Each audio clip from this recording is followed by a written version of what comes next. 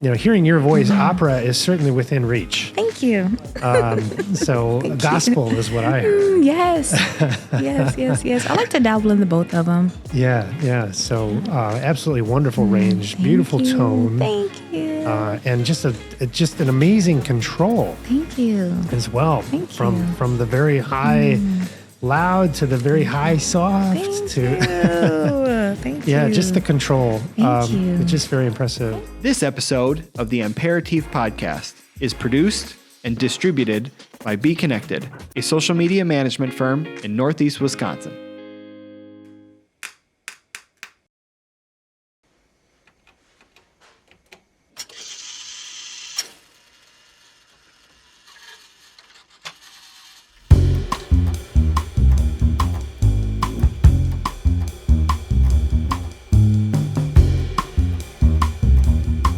Welcome to episode 4 of the Ampéritif Podcast. Thank you. Yeah. So my guest is Mya Barber.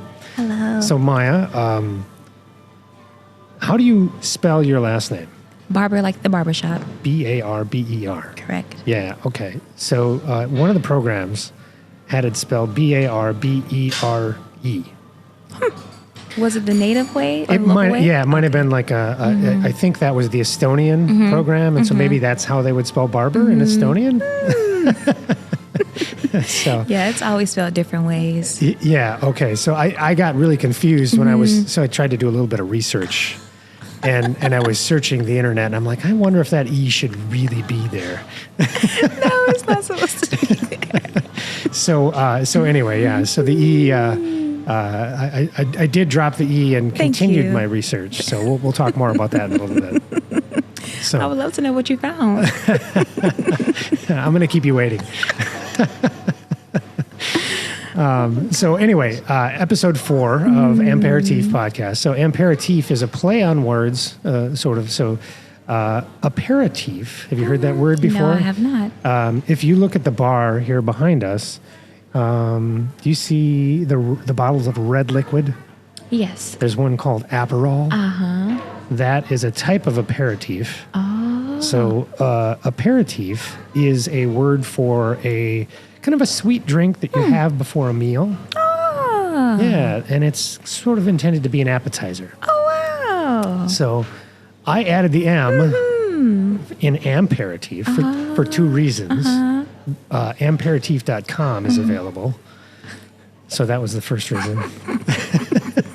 Okay, that works. Yep. That works. And then AMP, I actually have a business called Amp It Up Digital. Wow. Focused on the music industry and entertainment. And so AMP is also kind of a nod to the music industry. So Ampéritif. So there you have it. Good for you. You do a little bit of everything. Oh, my gosh. I do, which if you're in my family, you kind of wonder, like, they call my kids call me a workaholic. Yeah, so there's some side effects to, but I like to be in a lot of things. Gosh, good for you. So anyway, so this is episode 4, and our guest is Mya Barber, as I said, and this is a new podcast. So obviously, right, with only 4 episodes. Good for you. My first 3 guests were all people that I've known for quite a while. Really? Yeah. Wow. So I like to start out with a little bit of how do I know my guests. So Mya and I are have known each other for I think 5 or 6 days, something like that. Yeah. Yeah. So we happen to be part of the same music festival, the Festival of 3, which is a music festival in the Baltics, in Eastern Europe. So we had concerts in Helsinki, Finland, Riga, Latvia, and the last one in Tallinn, Estonia. Yeah. So we are, how should you say, world renowned, right? I love that.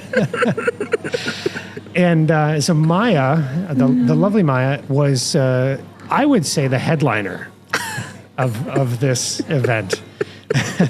Not intended. Not intended. So, but a solo artist who came to be part of the festival and was featured.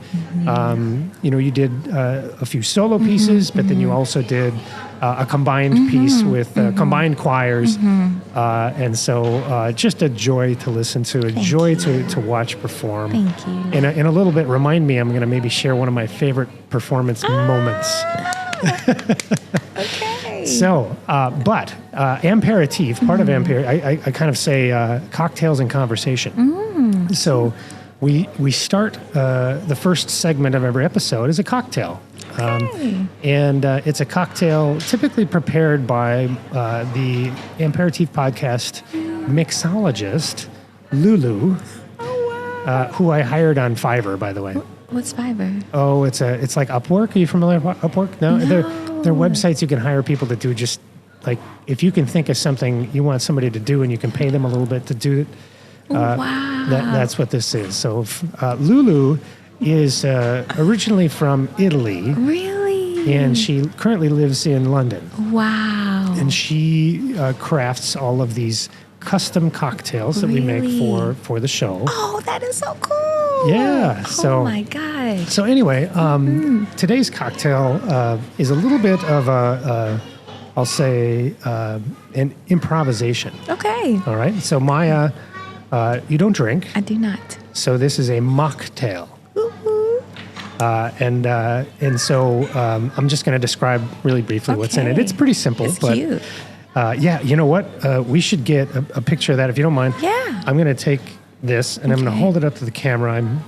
Usually I like to have it all kind of set up and I'll take a professional picture. Cute. And so I'm just going to see if I can get this in frame a little bit so that we can maybe crop it out later.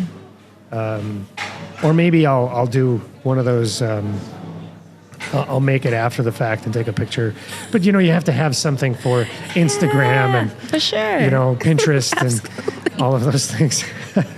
The recipe will be published on the Ampéritif podcast blog. But anyway, today's drink from Maya is it's a mix of orange juice, Sprite, and grenadine. So yeah, very simple. Something you could easily make at home. You probably have all those ingredients. I sure do. Or maybe some cherry juice if you don't have grenadine. Can I try some now? Yeah, please. Yeah, absolutely. Wow, it's super yeah, cute. give it a try. Let's see. And so, yeah. I just brushed my teeth and it's mixing very well with the taste of toothpaste. Wow. That is really good. Yeah, well, good. I'm glad you like it. Wow, yeah, thank so you. Pretty simple now. You probably won't have to work too hard to remember what's in that. I won't. Yeah. I'll make it every night. Wonderful. So, okay.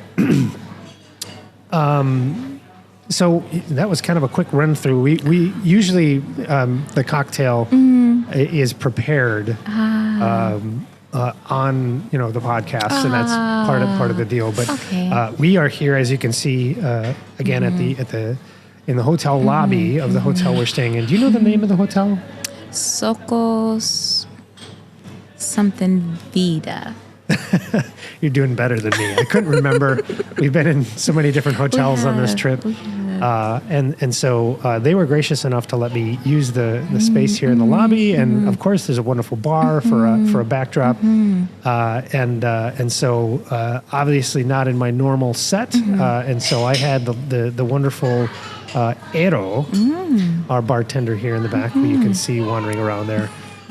That's spelled E-E-R-O, if you're wondering. Okay. I did not think that was it. Sure, right, yeah. Wow. And so he's been gracious enough to prepare some cocktails. And so we didn't get that on camera, but in any case, that's kind of, the first segment of the podcast. So from here, I'd like to kind of go in and really, this podcast is about people who are pursuing their passions. Typically, it's music, could be entertainment, acting, modeling. It's some kind of passion that you have that sort of, I think to most would be like irrational in some ways, or maybe it would be impractical at best. And so I love talking to people who have said, you know what, I this is what I want to do, and so I'm going to find a way to do it. And then hearing about their story, getting some advice. And so I guess to start the conversation, I'd like to just ask, again, we're at the Festival of Three, so tell me a little bit about how you got invited to come here and sing in this festival. So Dr. Kevin Meidel, he attended the ACDA conference, which is American Choral Directors Association, and that's where a lot of choirs come, and they just presented the different types of music. And there, my choir, we sang "Joy to the World" from The Preacher's Wife, and he heard me sing that solo, and so he reached out to me a couple of days later, and he told me that he wanted me to come sing with his choir in Wisconsin. And then a couple of weeks later, he taught me about the Festival of Three, and he said he wanted me to be the soloist on the Robert Ray piece. And so from there on, here I am. That's great. So what I heard is that Dr. Kevin Meidel is a stalker. So he heard you perform, and I mean that in the nicest way possible. I know you do.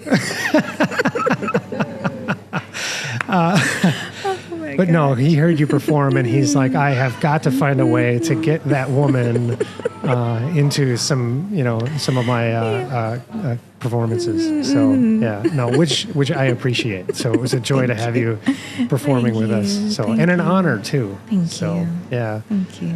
But like I said, I went and did some research on Mya Barber. Okay, what did you find? I'm starting to wonder, Mya, if that's a stage name and you're still working on your story, because I found nothing. Did you really? Yeah. Oh, and that's great. I got to tell you, I probably only had like 10 minutes because this was a little bit of an impromptu interview. You were so gracious and accepted my invitation to be on the podcast, and so it was somewhat last minute to have you join me. So I didn't really do a ton of preparation. So we're going to be getting to know each other here real time. Let's get into it. But so I didn't find really anything. So let's start from the beginning. Okay.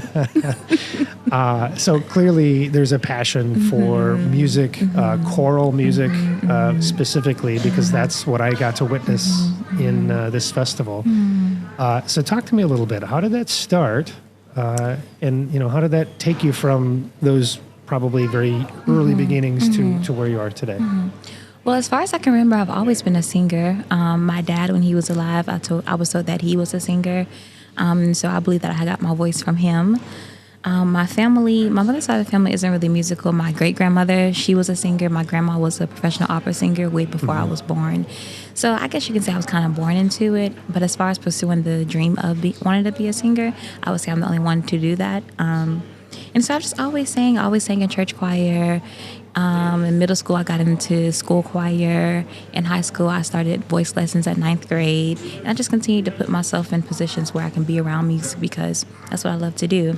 And so I knew that I wanted to be a professional singer and actress since I was about 5 years old. I remember I was sitting in the church service, and we had a guest pastor, and he said, it was like Kids Sunday, and they had all the kids on a bench. And he said, look at these kids over here. Most of them would say when they want to get older, they want to be a doctor or a lawyer or something. Anything he said, they might change their mind. And I remember saying, I'm not going to change my mind because I want to be a singer and actress. And so still to this day, I'm still living in that dream. And so I went on to college. I told Mama in about 7th grade, I told her, I said, Mom, I'm not staying in Florida for school. I'm going to go to another place. I'm going to study music. And so I just want to warn you now to prepare yourself. So she was prepared. I went off to college. I was a vocal performance major for about 3 years, and then I switched my major because of some challenges in that degree.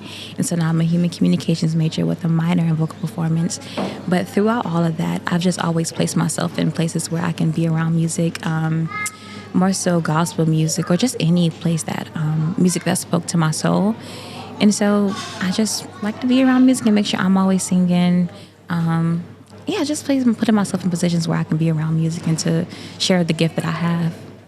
I love it. Yeah. So clearly it's been like, I have always wanted to be a singer. You didn't sort of happen into it. It was very intentional. Yes. So you pursued it. Mm-hmm.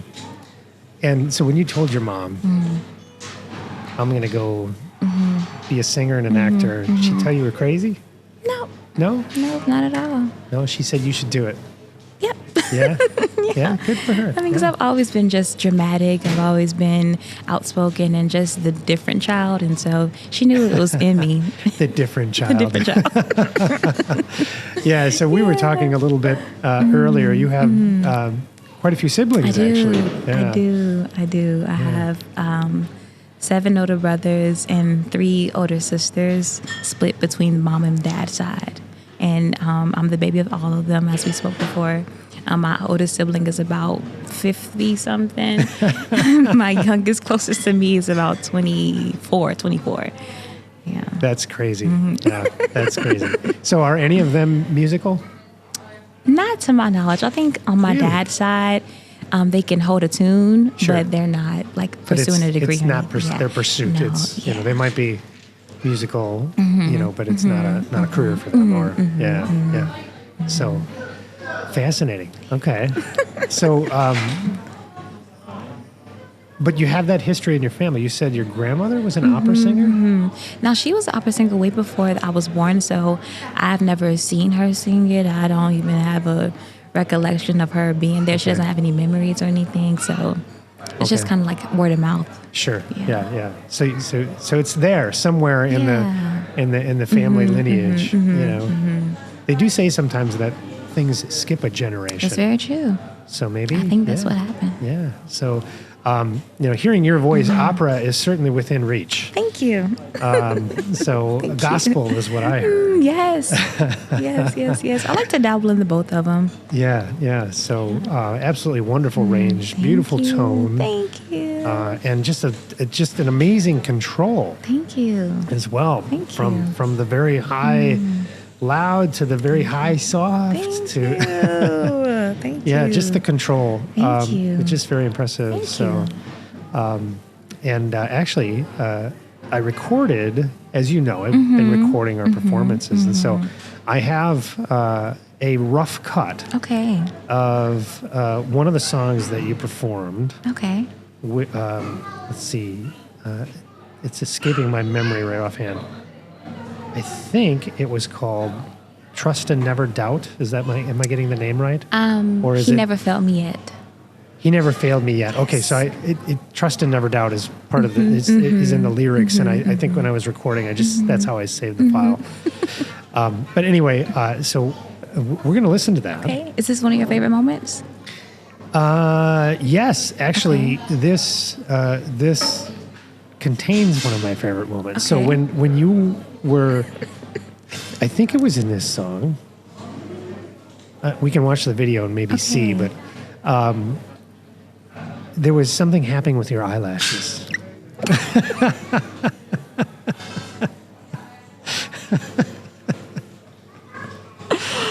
And you peeled them off and set them on the piano, I think. And so, but you just kept rolling, singing the music, but clearly there was a wardrobe malfunction there. Thank you so much for capturing that. Oh my gosh, because I knew that people look crazy when they only have one big eyelash on and one off, and so I did not want that to be a distraction to the piece, and so I felt it coming off. So I said, okay, let me just take it off, and I can't just have only one false eyelash on, so I had to take them both off. I just put them in the thing. God.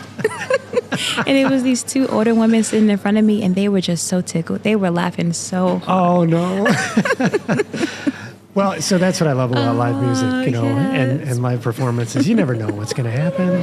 And, clearly a consummate professional, because you just sailed right through it like nothing was happening. I'm just going to take these off, set these right here, and, my God. You might have been in the middle of, some, crazy, I don't know, whatever. But it was hilarious. I don't think I laughed out loud, but I did smile, very large smile. I was like, that's great. I love that. Gosh. gosh. So, but anyway, yeah. So that was my favorite moment. God, I know, isn't that funny though? I love that. You know, all the great performances, and it was the eyelashes. That's what.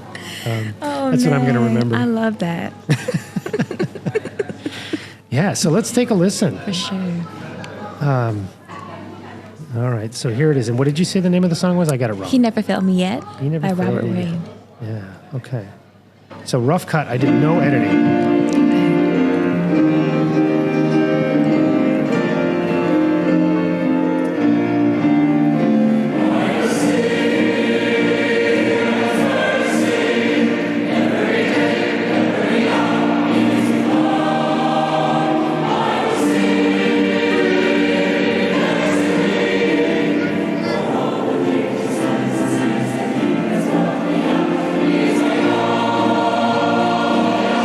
Here it comes. Is that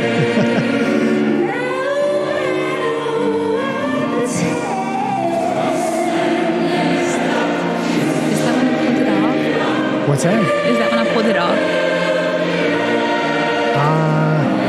I don't remember. I've got the video playing here. I can tell you. Yes, please. It was in this song, wasn't it? Yeah. Okay. I thought so.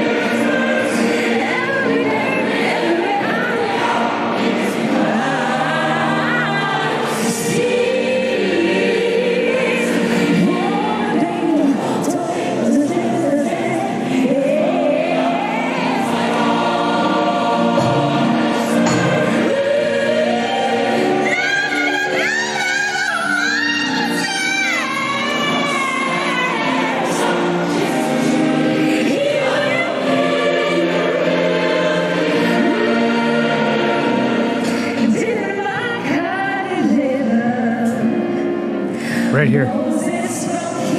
You're taking off the eyelashes.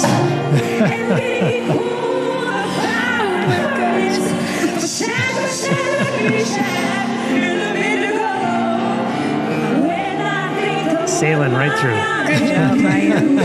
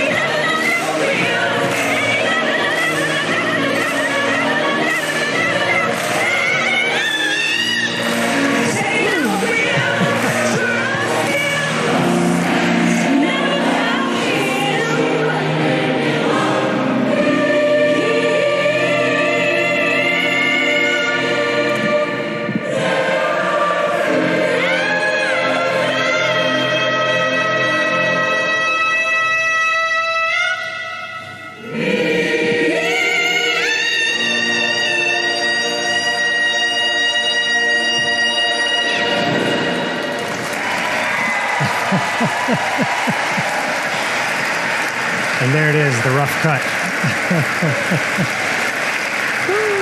So I can sort of imagine we got the crowd here. It looks like everybody in the so this was in a church. Everybody is standing up, and somebody said on this trip that it's not an easy thing to get a standing ovation in Europe. Like they don't just hand those out. So you should feel honored. I know as a musician. As a musician, you're right now. You're going through all the things that you want to fix and you want to change and you want to do just a little bit better, a little different. And so, because we're all perfectionists, right? That's just sort of part of the territory. Yeah. So I know that's what's going on in your mind right now. Well, it's a little different here in the recording so up close. Oh yeah. And so it's like, oh, that's what I sounded like. Yeah. Well, so just so you know, that was a rough cut. It's I'll say your vocal part's probably a little louder than it was in person because one of my cameras was literally right next to the speaker, like right in front of it. Good. Yeah. So it came out a little bit louder, and I just haven't had a chance to kind of balance it all out. Good. No, it's a great rough cut. It's a great rough cut. Yes. Yeah. So, but anyway, yeah. So, wonderful experience. Clearly, if you see, maybe we'll put in some of the video into the final version of the podcast. But you'll see the energy that Mya puts into the performance, and so. It's just a complete package. You've got the just clear, amazing voice. Thank you. Got the energy and the passion. And I'll say my second favorite moment was you actually in one of the pieces you did in our first performance. It looked like you were crying. Yes, I did. I cried our first performance and last night as well in the same song. Yeah. Precious Lord. Yeah. Precious Lord. It's just. Oh, go ahead. Well, I was just going to say that again just the emotion that you're putting into the performance. You're just clearly putting so much passion and energy into that performance that it's sort of pouring out of you, literally. Well, I mean, if you're not singing with all that you have, if you're not singing with your passion, if you're not singing with your whole soul, your spirit, and your mind and your heart, then what's the point of you singing at all? Yeah. Because if you're just singing to produce notes or to just make noise, then it's not going to touch anything. And so one thing I always pray before I sing is that the Lord would just touch my voice, that it'll pierce the heart of people. Because, I mean, that's what we do it for, because we know that music touches places that words can't. And so I want to be able to make music and something that comes from me that'll touch the hearts and deeper than what words can touch, or things that you can't even put to words, but, the music can touch that, Yeah, no, I know exactly what you're saying. Yeah. I'll often say to people that when I hear music that's just really touching, I'm moved by it so much that I just get choked up. Yeah. Like I can't talk. Do you remember when I talked to you after one of the shows and I just said it was an honor to perform with you, share the stage? Could you tell that I was a little choked up? No? Oh, I was so choked up. Because the whole experience has been so emotional, and all the great music. For sure. And just really, it's just an honor to be on stage, Absolutely. to share the same stage. Thank you. And I'll say, like, there are moments when I feel like maybe I wasn't I'm not worthy of sharing the stage with all these. Yeah, no, you have those thoughts, those. Oh, for sure. Yeah, they go through your mind, but. There was just such great talent, of course, yourself included, but the other choral groups were just amazing. Absolutely. But again, for many, I know myself, especially you were one of the highlights. So, thank you so much. You said something just a minute ago that I want to go back to. You said that it sounded to me like maybe you pray before the show and you're asking the Lord, you're asking Jesus to kind of touch your voice. Absolutely. And so there's definitely a deep spirituality in like what you do and how you perform. And of course, gospel sort of kind of makes sense. But tell me a little bit, where does that come from? Well, I think it's just I've always had just the deep desire to know who this Jesus guy is, you know what they tell you in church of like his characteristics and what he can give you if you just, live a life with him and a relationship with him. And so what I've experienced in my own life is upon listening to other music, as far as gospel, I know that it's helped me through rough times. And so I know that I want to be able to produce the same type of music where it'll touch the people that same way it did for me.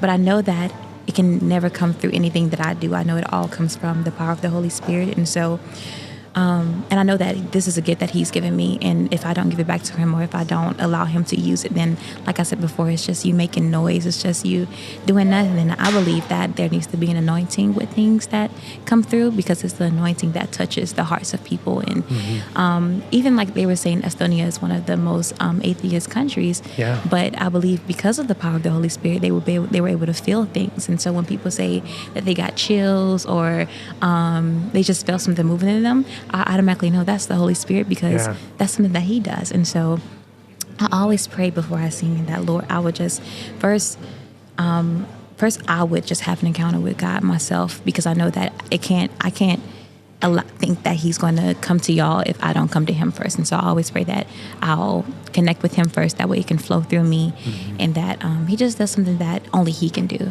because I know that when God does something, it's just something that's unmatched, it's just unmatched. Yeah.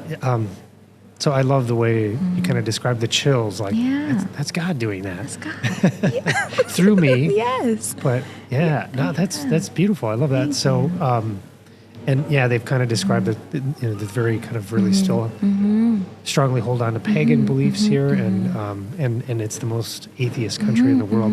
Yet there are churches everywhere. Yeah. So many beautiful churches. There really are, yeah. And part of that, I think, is the history of this region. Sort of being conquered and what's the word, occupied by so many different cultures who brought that faith in those churches in many cases. So, but what a wonderful opportunity. So we came here, we performed in these different churches, and people got to come and see. And I know, I think almost all the repertoire of all of the different groups was some kind of faith-based music. And so, in a way, it's ministry. For sure. We're, absolutely. Ministering to people. And so that, that's a neat opportunity to be able to do that with song, and, with your voice in that way. Absolutely. So I really appreciate that perspective. Thank you. For what it's worth. Thank you. Yeah. I mean, it's all that I have, so. It's all that I have. So let's kind of talk a little bit more about school. So you said earlier that you were originally just a vocal major, vocal performance, but you switched and now you're doing a communications major with a vocal performance minor. And so I want to understand a little bit more about what drove that decision and kind of the thinking behind that. And Gosh, that was one of the toughest decisions I've had to make in my years of college. Well, like I said, I've always wanted to be a singer and actress, and so I thought the route to do that was to be a vocal performance major, because that's what you're told. And so that was what I chose. I was a vocal performance major, and I've never been the type to completely understand music theory, music history, just those type of things, because, it's just hard, In the program that I am in now, they're not set up to teach in different ways that isn't just the original this. Like, I like to learn different ways. I need it explained to me in a different way. Sometimes I need much more time than other people. And so just the program I was in just wasn't set up for people to learn like I was. And it was really hard for me, because I thought in order for me to allow my dream to come true, I have to stay on this path of being a vocal performance major. You do that, then you do that. It's a step to doing everything. You need to get the education, and then, I understand. But the way that it was just tearing on my mental health and my emotional health was just not a way that was sustainable for me as a human being. I had many times where I would walk into a class and I just felt incapable of doing things. I was even on a point of like being suicidal, because I thought I just couldn't do it. Wow. And I was giving everything that I could, but I just couldn't get it right. And so when I was talking to my therapist, she was saying there's nothing in the world that will make you have to give your life up for something. And she said you can get your degree in basket weaving and you can still be a singer. You don't need a degree for that. Yeah. And so in that field or in that degree, it kind of put me in the box of thinking that I have to be a certain way in order to get where I want to be. But I forgot that I have a gift. And so if the Lord has given me this gift, then he's already going to have a place for me to go, even if I don't do the route that everybody else thinks I need to do. Yeah. And so upon talking to her and my advisors, they were saying at first they wanted me to switch to a BA in music, so I was a BM. So I switched from a BM. I switched to a BA my freshman year because it was already hard for me. And so then once they realized I couldn't do that, then I thought about music theater. But then if I did music theater, I would have had to stay extra years to graduate, and I wanted to graduate on time with no extra time added. And so my advisor said that the only degree I could do was communications. And I also knew because I believe last semester I took an introduction to public health class. And when I took that class, I realized that I had so many more interests than just music. And that opened up my eyes to remind me that we're so much more than just music students, music people. Like, we're all given so many different interests, so many different gifts. And so we don't have to tie ourselves down to just one thing. And so upon that discovery, my advisor told me that I can only do communications if I wanted to graduate on time.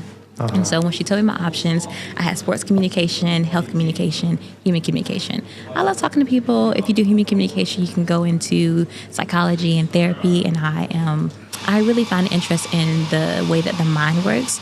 And so I thought about doing human communication. And so here I am, graduating on time. And the crazy thing is, the second that I switched my degree, I learned more in 2 weeks of being a human communications major than 2 years of being a vocal performance major.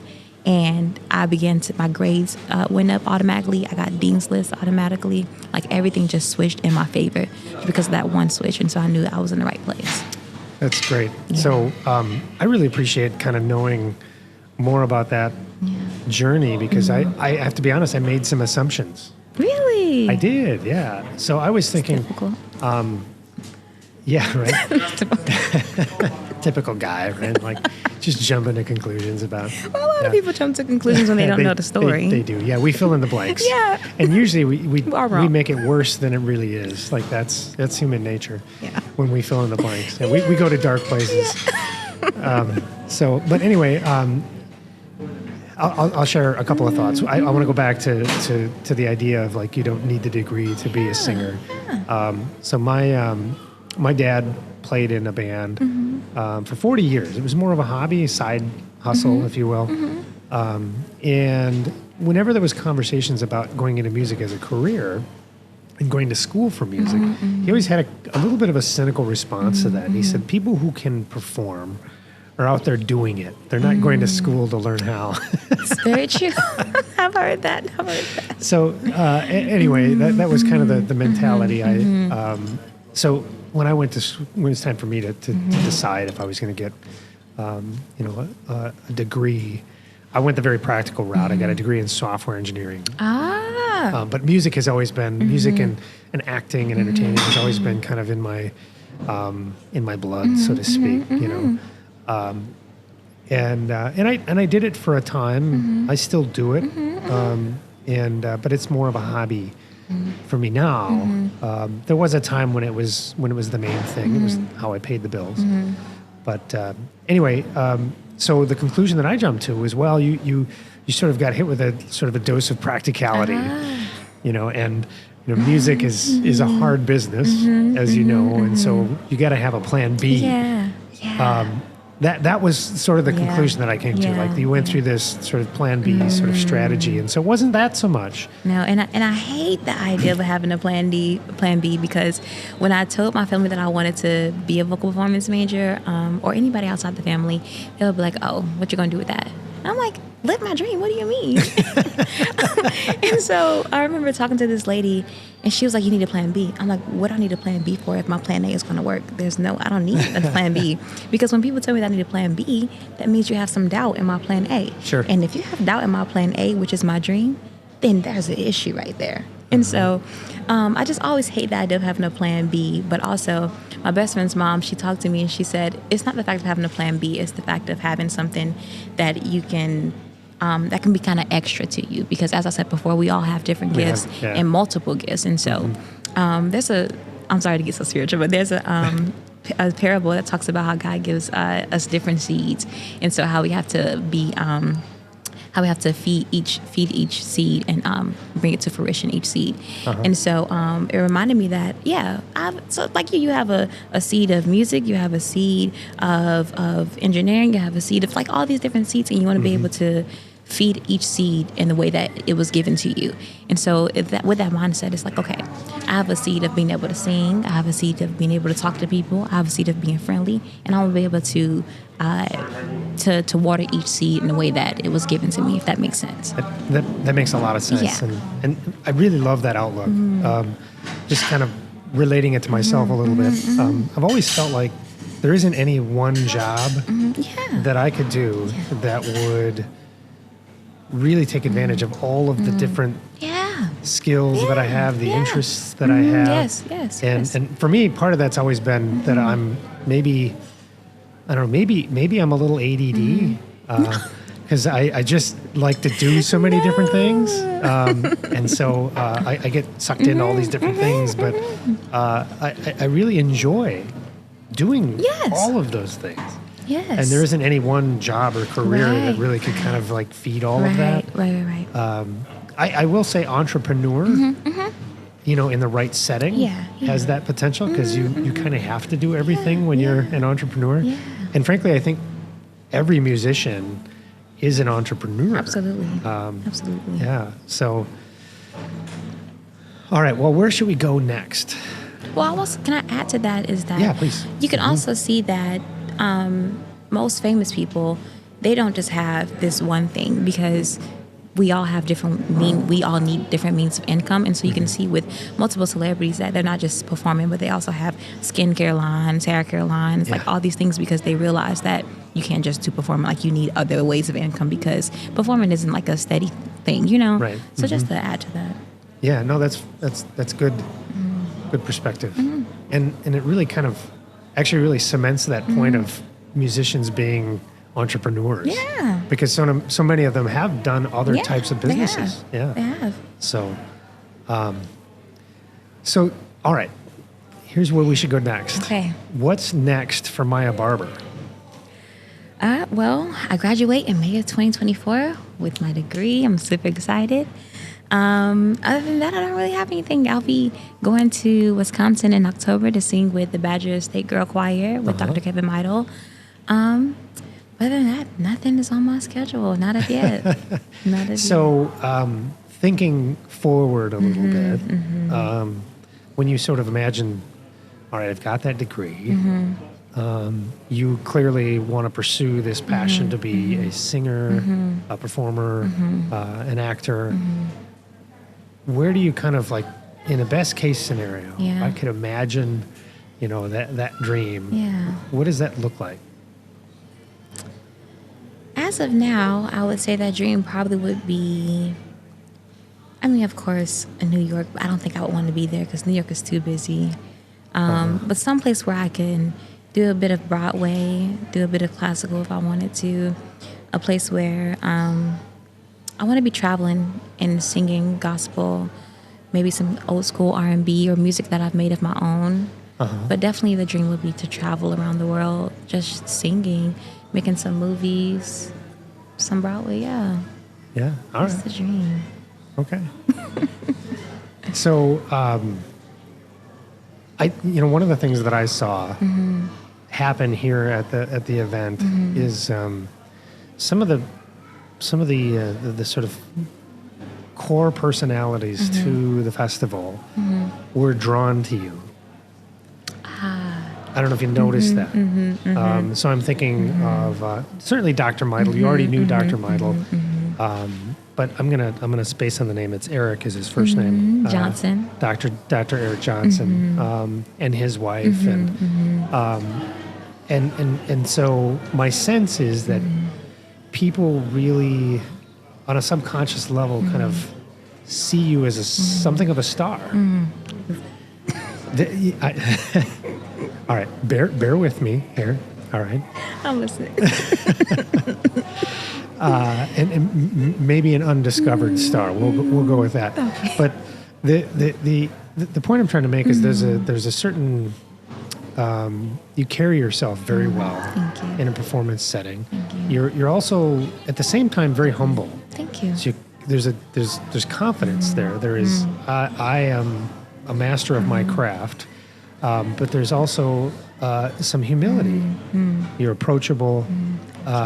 You know how to just take praise. Thank you. And accept it. That's not easy for everybody. It's so interesting how people see me, because the way that the things that go on in my mind is Right.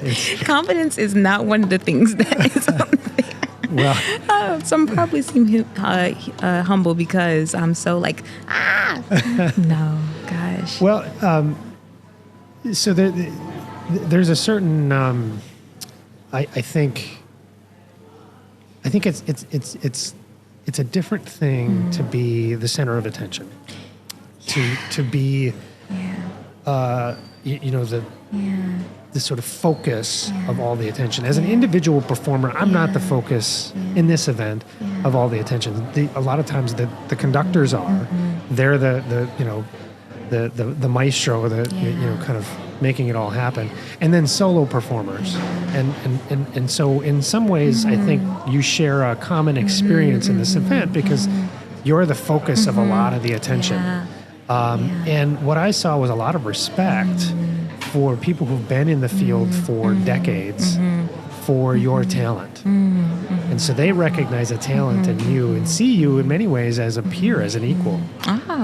And so that's what I observed as an outsider. And so that's a great compliment to you, first of all. Thank you. But the other thing that I think it does is it creates these connections that you probably didn't know Dr. Eric Johnson before this, right? But now you do. Yes. And maybe some of the folks that are here in the Baltics, the other conductors that weren't necessarily you didn't necessarily work with, but they were here and they got to see you perform. Those are connections that you can make that you never know where those will lead. And so my advice for you is to nurture those connections, because they might be your next opportunity to perform or to get to tour the world the way that you kind of described that you'd like to do. So that's a little bit of observation and maybe a little bit of wisdom from my own success. Thank you. Stay in touch with those folks. Sure. Nurture those connections, and I think the thing that I sense in you is again that humility. And so what I would say is that sometimes can be a little bit of a negative in terms of promoting yourself. The people that I know that have been very successful in the music or entertainment industry have been people who are really good at self-promotion. And that's hard to do when you're humble, because it seems very arrogant. It's not natural. It does. It's not at all. Not at all. So you have to, I think, figure out a way to promote. And if you can do that and still be humble, I think people will just naturally just be drawn to you because of that approachability. So some thoughts for you there. Thank you so much. I'll definitely speaking on it's always been a struggle for me to find the balance between like having confidence but being arrogant, because I never want to come across as being arrogant, and so I always but I want to establish this type of security and being confident in my gift. And so it's kind of hard to find the balance between, okay, I'm confident but I'm not arrogant, I'm grateful but I'm not prideful, and so just trying to make sure you find the balance between the both, because if you're a good singer or you're a good musician and you have an awful personality, then nobody wants you. Boo. So just trying to make sure that I found that balance, and it's been a struggle trying to find that. And in my experience of people congratulating me on the performances that I've had. It's a bit overwhelming sometimes because Sure. I mean it's just so much. I'm sure. And it's like I'm trying to make sure that I accept it and live in the moment, but also sometimes I'm afraid to accept it fully because you never know how the human brain will switch that, and you never know if you'll take it in and become proper, and so I do. it's like, okay, I accept Yeah. it, but no, you can give it to somebody, It's a very fine line between confidence and arrogance. Yeah. And so when I've observed you, I've actually had the conscious question of, is she actually that humble, or is she just good at pretending? Well, do you have your answer? I hope you have a good answer. No, it seems very genuine. Thank you. Oh God. Because really, like you were very good at it, and I thought, well, okay, it could just be experience. God.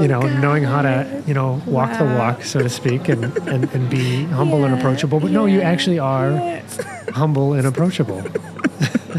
So, well, I'm glad you got a good answer to that. yeah, and I'll have to say that it wasn't probably until this conversation Really? that I've come to that conclusion. I wasn't sure. Well, that's okay. I had a few interactions, and Oh gosh, yeah, she seems very nice. But, that again, because you put somebody in that. Again, you're getting a lot of praise. Yeah, you're just in a solo performance, and people are just eating it up, and so, frankly, you do that enough, Yeah. and it just sort of becomes habit. Yeah. And so I didn't know what I was seeing. Yeah. Well, I try to remind myself throughout this whole concert and this whole tour is that, first of all, so many people have been so nice to me, including you, just been so sweet. And I just had to remind myself that people don't have to be nice to you. They really don't. And so when they are nice to you, you just want to make sure you appreciate it and take it. Just take it in, but also not make an expectation, because when you make things an expectation, you just kind of set yourself up for failure. And so with all the praise that I've been getting, I'm just trying to make sure I'm grateful for it, because I can sing, and because I have to, if you go into a performance and you automatically expect people to praise you because of your performance, then your motives for performing it is not right in the first place. And so I always make sure that when I'm performing, I'm like, no matter what happens, God, I just want you to get the glory. And even if nobody says congratulations to me, I just want to be able to touch somebody's heart. And so I know that if I please God, then that's all that matters. It doesn't matter if anybody tells me I did a good job or if I did a bad job. It doesn't matter, because I know that I please God. And so whether somebody, when a lot of people tell me I did a good job, I'm grateful for it. When one person tells me I did a good job, I'm grateful for it, because I just pray that one person is touched. And so I'll take the one over 1,000 of one, I love that. The one sheep. Yeah. Because I was the one sheep. So Yeah, sure. Yeah. So just a thought for you when you're thinking about, did I please God or not? The next time somebody approaches you and says that they got goosebumps. Yeah. That's your sign. Yes, it is. You pleased God.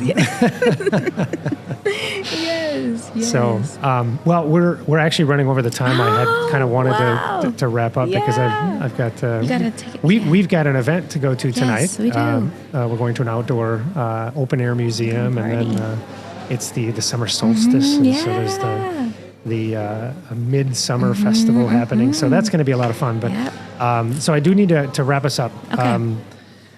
I had a fleeting thought there, a question maybe. I think it's gone though. So I'll wrap up with all my guests. I kind of like to leave with: is there advice you would give your younger self? So thinking back, and you're not that young. Yeah. Sorry, not that old. Sorry. Thank you. Not that old. So I don't know what version of your younger self you're talking to here. But what advice would you give your younger self? Yeah. I would just tell younger Mya to just continue to hang on in there. Just hang on in there. Continue to fight for your dreams and fight for yourself. Even if you don't have anybody around you standing up for you, know that you're not alone and that it gets better after time. It gets better, so just hold on. Yeah. That's a theme I hear. Is it? Yeah, I'm sure. it is. I'm sure. Yeah. Yeah, it's worth it is generally the kind of takeaway that I get. It's worth it. It's worth because it's not easy. It's not. It's not easy. And so many people come from so many different walks of life, and you never know people's story and what they go through, and so it's just it's hard.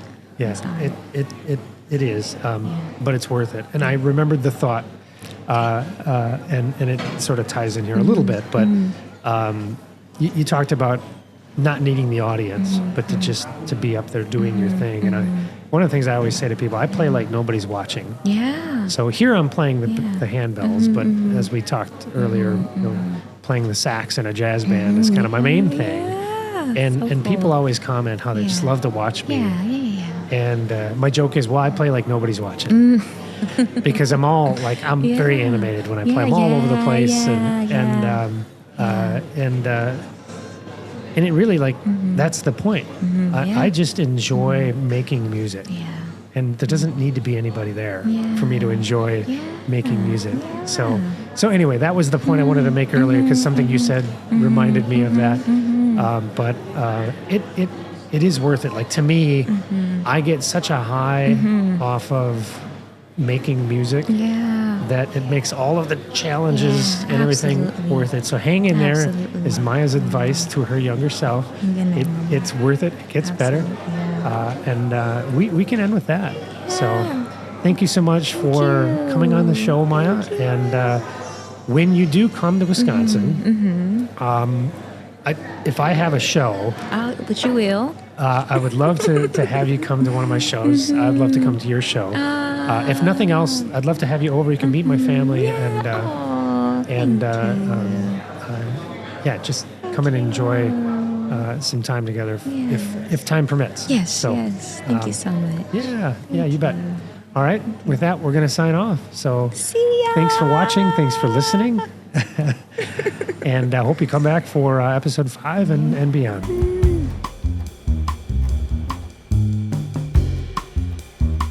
Oh, hey, one more thing. We'd love it if you followed us on social. Ampéritif on Facebook, YouTube, TikTok, and Pinterest. And Ampéritif Podcast on Instagram.